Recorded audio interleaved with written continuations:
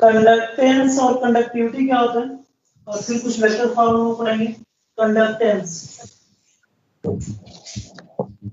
देखो रेजिस्टेंस का मतलब होता है और किसके बीच में रुकावट, करंट के रास्ते में रुकावट, ठीक है ना। जो करंट के रास्ते में जो रुकावट होता है उसको हम लोग कहते हैं कंडक्टेंस, सॉरी रेजिस्टेंस। तो अगर कहीं पे मान लो कि रुकावट है और कहीं पे कोई रुकावट है ही नहीं, मतलब कि वहां पे बहुत ही अच्छा कंडक्ट कर रहे हैं, तो दोनों एक दूसरे को उल्टा हुआ कि नहीं हुआ।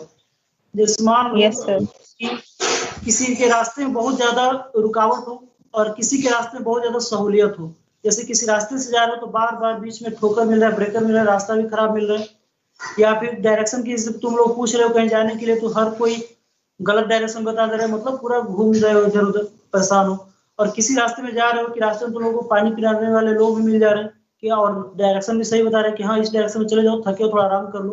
तो ये दोनों एक दूसरे के अपोजिट हैं, है कि नहीं। तो ऐसे ये भी कहानी है कि जो कंडक्टेंस होता है वो रेजिस्टेंस का बिल्कुल क्या होता है, इनवर्सली प्रोपोर्शनल होता है, ठीक है ना।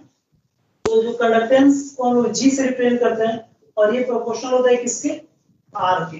आर क्या होता है, रेजिस्टेंस, ठीक है। और इसका जो यूनिट होता है कंडक्टेंस का, इसको साइमेन कहते हैं या फिर ओम इनवर्स कहते हैं। जी का जो यूनिट होता है MHO मोम, या फिर OHM का इनवर्स, या फिर साइमेन कहते हैं, एस से इसको रिप्रेजेंट करते हैं, ठीक है ना।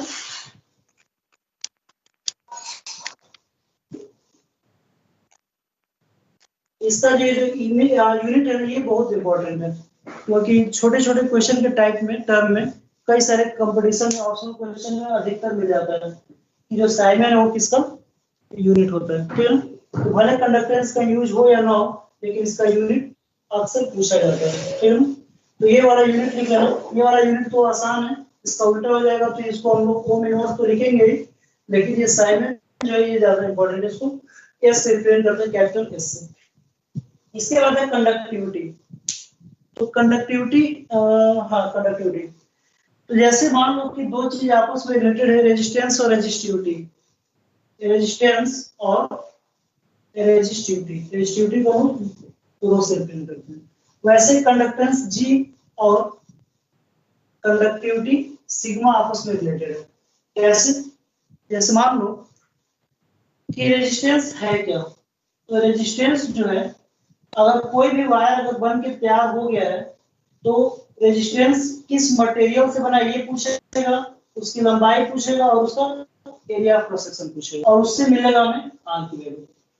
लेकिन रो जो है हर मटेरियल के लिए अलग अलग होगा, लेकिन अगर मटेरियल अगर सेम रहेगा तो आई की वैल्यू अलग अलग एल और ए को चेंज करने से होगा। मतलब कि हम रो को हम एक तरह से इंटरनल रेजिस्टेंस बोल सकते हैं, जो किसी मैटर स्पेसिफिक होता है, और इसीलिए इसको हम लोग स्पेसिफिक रेजिस्टेंस भी कहा जाता है, ठीक है ना। तो ये मैटर स्पेसिफिक। वैसे ही जो कंडक्टेंस है, ये conductance in area of cross section और एल पे तो डिपेंड करेगा ही, रो पे भी डिपेंड करेगा, क्योंकि अलग अलग मटेरियल पे रो की वैल्यू अलग अलग होगा। लेकिन आर को जब हमने उल्टा किया तो क्या मिला हमें, कैपिटल जी की वैल्यू। वैसे अगर रो को अगर अपोजिट कर दें तो क्या मिल जाएगा, हमारा सिग्मा मिल जाएगा। तो sigma equal to 1 upon rho होता है, ठीक है ना। रो की वैल्यू क्या होता है, इसका यूनिट क्या होता है, ओम मीटर। तो सिग्मा की वैल्यू क्या हो जाएगा, ओम मीटर टू पावर -2, ठीक है। समझ में आ रहा है आप लोगों को, कोई दिक्कत है, कोई डाउट है तो पूछ सकते हो आप लोग।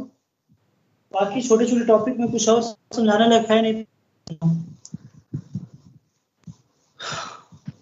क्लियर है चीज, आगे चला जाए। Hello, yes sir.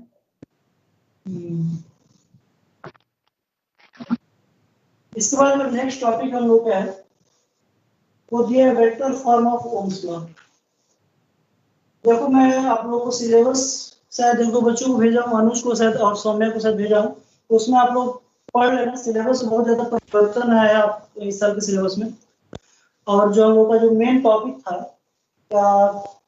इसका रेजिस्टेंस का कार्बन कोटिंग रेजिस्टेंस रजिस्टर और कैसे उसका नामकरण वगैरह करते हैं, ये मुझे पर्सनली बहुत अच्छा लगता था क्योंकि ये टॉपिक, लेकिन ये टॉपिक को हटा दिया गया तो ये टॉपिक हम लोग नहीं पढ़ेंगे, ठीक है ना, क्योंकि रेजिस्टेंस बहुत स्मॉल छोटे छोटे बनाए जाते हैं और वो इतने छोटे छोटे बनाए जाते हैं कि वो कितने ओम के हैं ये भी उसके ऊपर नहीं लिखा जा सकता है। तो उसका एक फिक्स पैटर्न के तहत हम लोग कलर कर देते थे, कलर बैंड, और उस कलर बैंड को देख हम लोग पहचान लेते थे कि कौन सा रजिस्टर किस ओम का है, कितने ओम का है। तो ये सारी चीजें आप लोगों के सिलेबस से सब हटा दिए गए, तो आप लोग को ये सारी चीजें नहीं पढ़नी है, तो मैं भी नहीं पढ़ाऊंगा। इसके बाद डायरेक्ट हम लोग पढ़ने जा रहे हैं, इसके बाद करंट कैरियर ऑफ करंट के बारे में पढ़ेंगे, रिलैक्सेशन टाइम, ड्रिफ्ट वेलोसिटी, इन सब चीजों के बारे में हम पढ़ेंगे। ये बीच का ये जो कुछ पोर्शन है कार्बन वगैरह का, ये सब नहीं पढ़ना है।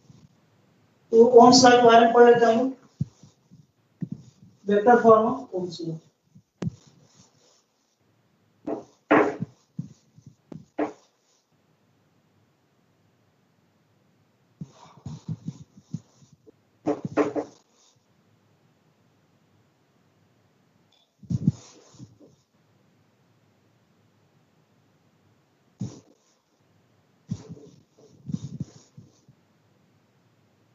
Vector form of Ohm's law की वजह से देखो हम लोग पोटेंशियल ग्रेडियंट पढ़े थे, आप लोग याद है, सेकंड चैप्टर में था पोटेंशियल ग्रेडियंट।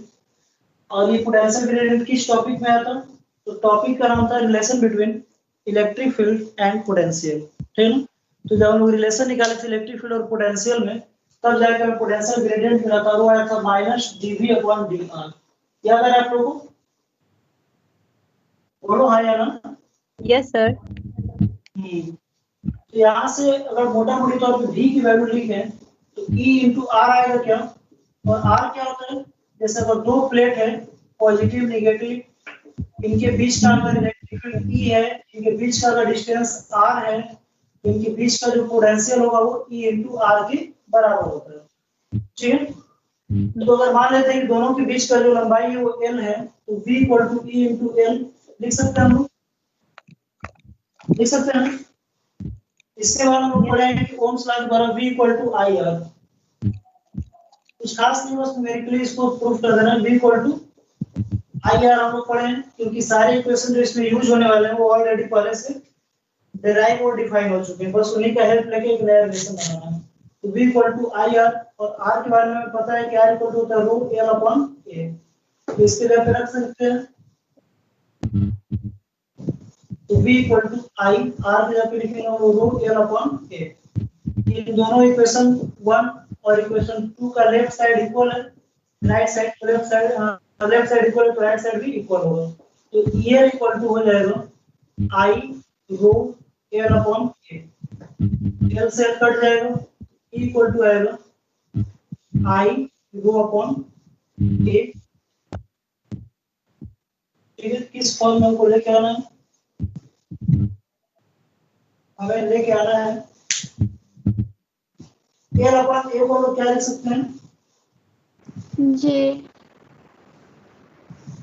आई अपन ए, आई अपन ए को हम लोग जे लिख सकते हैं, क्योंकि अभी अभी हम लोग पढ़े हैं जे के बारे में, J equal to I upon A.